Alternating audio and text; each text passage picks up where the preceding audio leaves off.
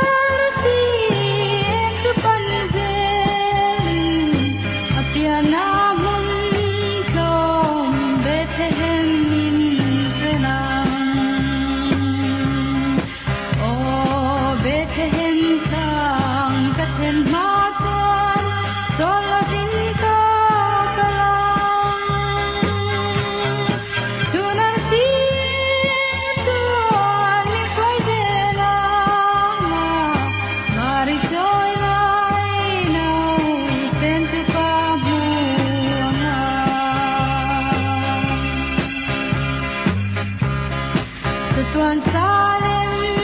kung karopoy tukan tanaran ang letay oral naram maling no nuka bat kami sandira Lominisa yang lalkarapya Leihita tuan na moin horberase O Bethlehem tang kathen matuan Solapin ka kalang Tunar sing tuan min khoai zela Mari joy lai nau sen tu ka muanga Lom lo om mang molel thar tu van mi pui te tu anan ram chen ta Ngain van khare zauta chapin leyan tira Satua narasi ko inaum zela Apiana bete hem tangaram tenta O Bethlehem tang kathen matuan Solapin ka kalang Sunar sing tuan min khoai zela Mari joy lai nau sen tu ka buanga O tunahya ni kalang hun ko haralam Ui panzena Leilal tenama doma sela Ni pui te zong koi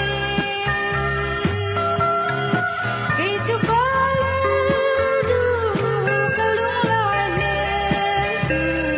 Mun ko harapo maninum buyong O Bethlehem tang kathen matuan Solapin ka kalang Tunar sing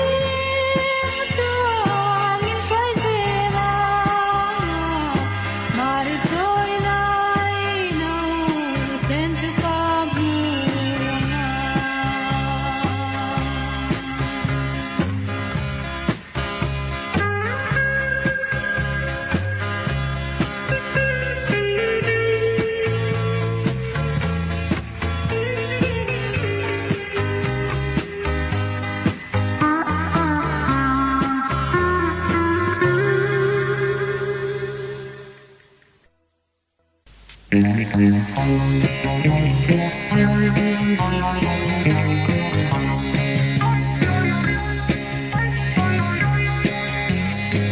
Eden par moi tul hu ti bul le turing Ho bel than nam tu a lo piang ta Pia ram moi min ram sin pi le thi La tung nung berin hun tom bera ram thang